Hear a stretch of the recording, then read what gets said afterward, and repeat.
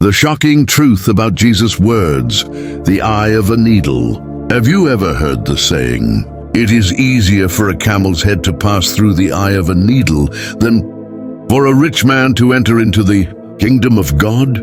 This statement, made by Jesus himself, has puzzled many. What did he really mean? Was he saying that wealthy people can never enter God's kingdom? Let's unravel this mystery. The context of Jesus' words. In Matthew 19:24, Jesus told his disciples, "Again I say to you, it is easier for a camel to go through the eye of a sewing needle than for a rich man to enter the kingdom of God."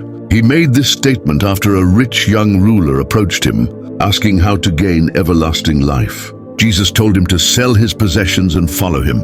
But the man walked away, grieved. Why?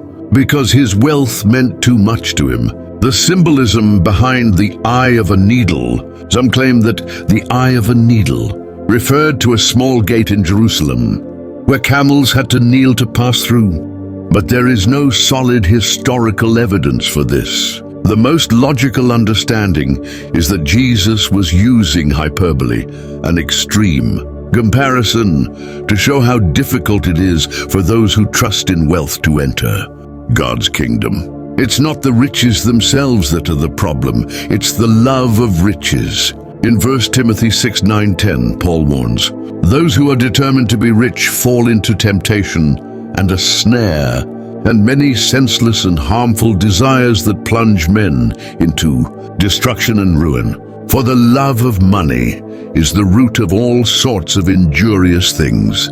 And by reaching out for this love, some have been led astray from the faith and have stabbed themselves all over with many pains. This proves that it's not about having money, but about putting money above God. What hope do the rich have?" Jesus' disciples were astonished by his words. They asked, "Who really can be saved?"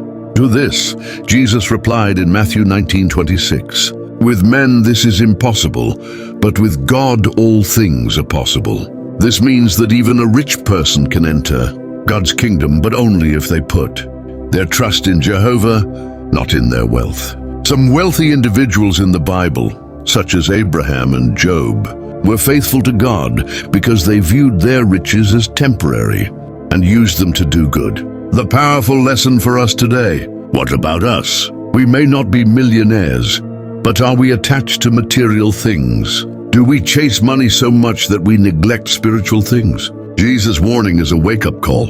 The world teaches us to prioritize wealth, but Jesus tells us to prioritize God's kingdom. In Matthew 6:33, he says, "Keep on then, seeking first the kingdom and his righteousness, and all these other things will be added to you." Jesus didn't say it's impossible for a rich man to enter God's kingdom. He said it's difficult. Why? Because wealth can easily become an idol. But with Jehovah's help, even the rich can shift their focus from money to what truly matters: everlasting life.